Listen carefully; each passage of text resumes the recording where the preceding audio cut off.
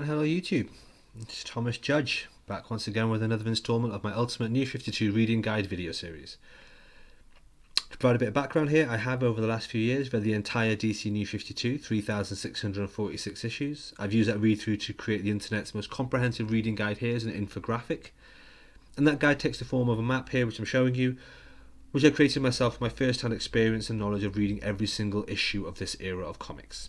This series is a careful, exhaustive, step-by-step walkthrough of each section of this map, and today's video is video 2.2, Justice League and Suicide Squad.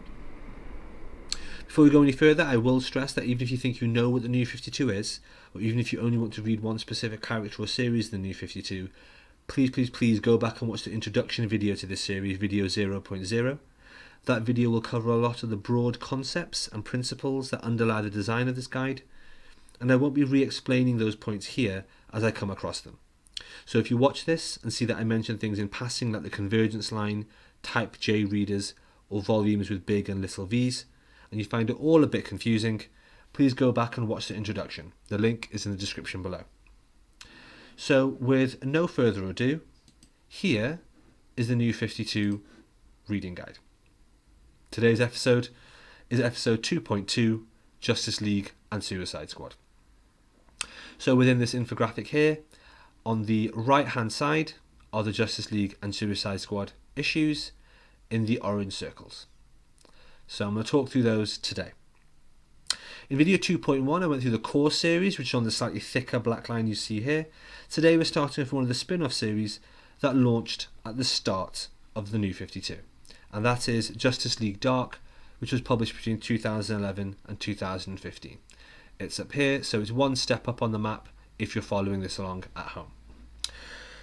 So now out of the gate, I should point out that my personal tastes in comics are very much against comics that involve magic or the supernatural. As such, I'm going to be upfront and say that I did not enjoy this series at all, although it was very well received generally. Please don't let my personal opinion deter you from checking it out if you're curious.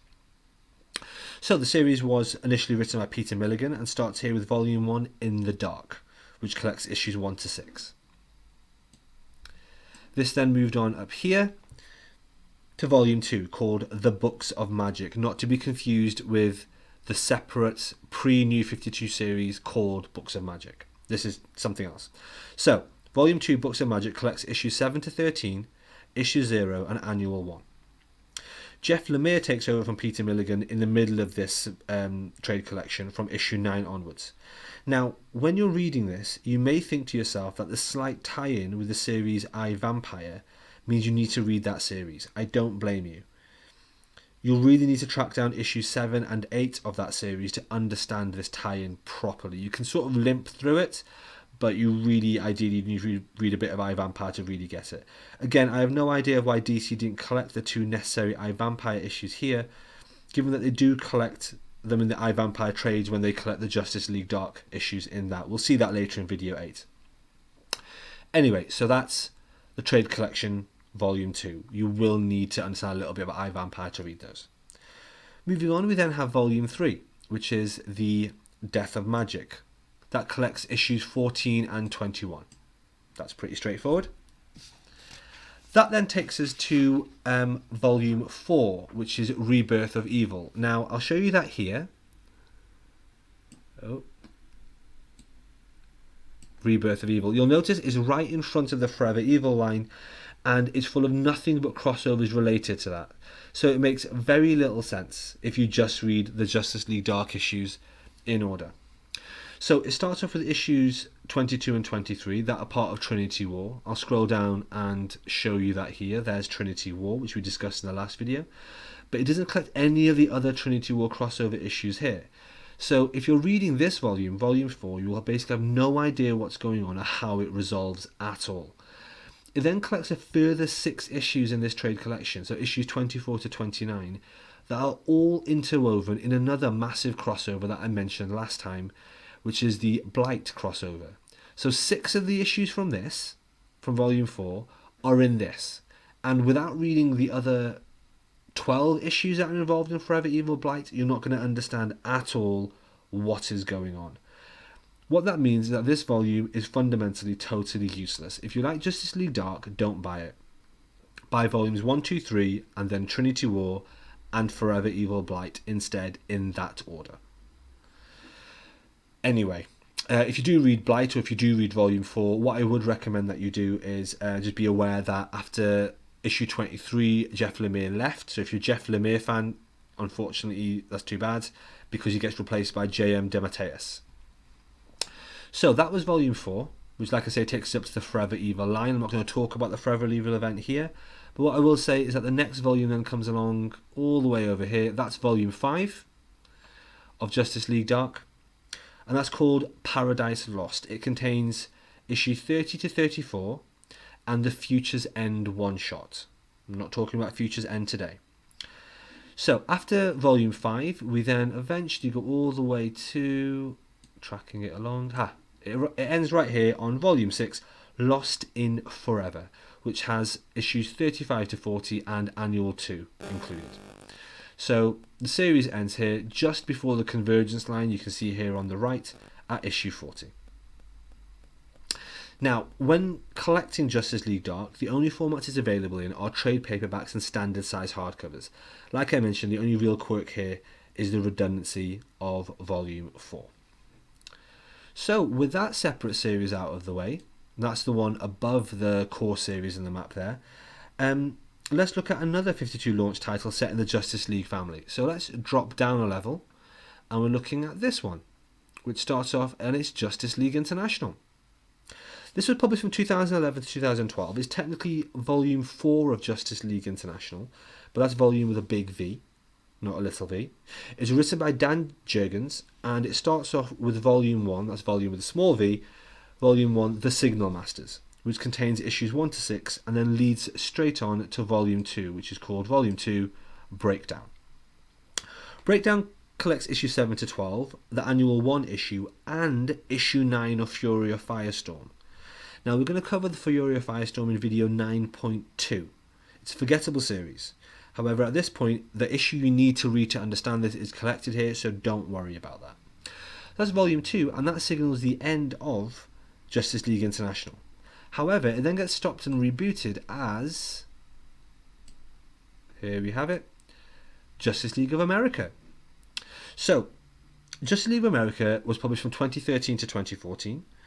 It's volume 3 of Justice League of America, that's volume with a big V, and is written by superstar writer Jeff Johns. It starts off with Trade Collection 1, World's Most Dangerous, which you can see here. That's an immediate crossover with Trinity War. It's actually an excellent volume anyway, highly recommended, and contains issues 1 to 7. That then continues into the second trade collection of Justice League of America, which is called Survivors of Evil. It runs parallel to the events of Forever Evil, so in that sense it's actually not dissimilar to this volume up here, volume 5, Forever Heroes. However, volume 2 of Justice League of America is not written by Jeff Johns, it's instead written by Matt Kint. To be honest, I'm probably going to reread this soon. I kind of enjoyed it, but was a little on the fence about buying the hardcover, so I could do with rethinking it. Volume 2 contains issues 8 to 14, and it was then cancelled, and it was then replaced by another Justice League series called Justice League United, which we'll see here. If I move along the map, and you'll see it there. That's Justice League United. Now, a lot of rumours and confusion about the name on this one. So, before the series was released, this was rumoured to be called Justice League Canada. However, DC got cold feet about this at the last minute, and in the end they went with the United title, which they'd also never used before. This was written by Jeff Lemire, for people who are Jeff Lemire fans. It starts off with collection number 1, Justice League Canada. Do you see why it's easy to get confused by the names? So collection number 1 of Justice League United is called Justice League Canada, which is what the whole series was meant to be called originally, and so on. It contains issues 1 to 5 and an issue 0. This then continues on to volume 2 here, which is where it ends, and that's called the Infinitus Saga. So it's volume 2, Justice League United, and that's the Infinitus Saga. That contains issues 6 to 10, Justice League United Annual 1, and the Future's End one-shot for both Justice League United and Justice League. And that's Justice League, the core series, which we were discussing in the last video along this thick black line, the central series there. There is a Future's End one-shot for that, but It's not very good, and it is part of Justice League United, which you'll see down here. Okay, great. Now, what a lot of people don't realise is that the series didn't end with Volume 2. It continued on with issues 11 to 16, which are actually uncollected. Yep, to be continued, folks. So if you do like it, I'm afraid you're going to need to track down those in single issues, as no trade collections exist. It's really easy to overlook them when you're hunting them down. I missed them the first time I saw them, as between issues 10 and 11, so between the last collected trade collection and the single issues that are never collected, the logo goes through a weird change that I'm showing you on the screen here, and it starts to be called JLU, which is just very strange. I don't know why this is. So that is the end of a strange, fragmented line of Justice League comics, all short-lived and all of a pretty varying quality. And there you can see all that again on the map there. Now, before I dive into the Suicide Squad side of things, I just want to do an honourable mention to this one volume here, right on the right-hand side, right on the edge. There you see it. Standalone, not connected to anything, published between 2015 and 2017. This was written and drawn by Brian Hitch and is just called JLA. Now, let's zoom in a bit more there. There we are. That's the cover of it. Now, Brian Hitch went on to be given Justice League to write in the DC Rebirth era, so it could be argued this doesn't belong in the New 52. However, I put it here for 3 reasons. It has the red spine branding that matches Converge's branding. It started being published in 2015 before DC Rebirth was even hinted at. And thirdly, it's released in the standard size hardcover synonymous with the New 52, not the oversized deluxe Rebirth format. That's why it's here. A weird quirk of this series is how it's considered in terms of volumes with a big V. While some places record it as JLA Volume 2, other places call it Justice League of America Volume 4. As such, it can be tricky when you're trying to track it down. Now, it's important to note that this 10-issue run is not collected as a 10-issue run. Well done, DC. Instead, this trade collection that I'm showing you here collects issues 1 to 4 and 6 to 10. The reason for this is that Brian Hitch's notoriously slipping schedules meant that issue 5 ended up being written by Matt Kindt, and was in fact collected in Martian Manhunter Volume 2 Red Rising, which I'm going to discuss in video 11.1. The remaining 9 issues, so issues 1 to 4 and 6 to 10, all form one coherent story and was then collected in this single volume. I'm going to point out that this run was widely disliked by almost all comic book fans, but I personally really liked it. So that's it for today, guys. Thanks for watching. I hope you enjoyed the video. As always, please like, comment, subscribe and share more widely. I'd be really interested to hear your thoughts on the New 52 and on this series of videos as it progresses. Is it helpful? Is it clear enough? Let me know in the comments below or tweet me at @IamThomasJudge.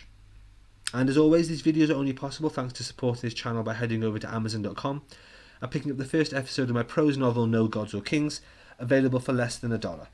It's a series of interviews from a future where superpowers are real and the entire world has changed dramatically as a result. If you have Kindle Unlimited, the first volume is completely free anyway. For those of you that are interested in downloading the map and infographic I've created for this video, that is also available on my website nogodsorkings.com, which is in the description below.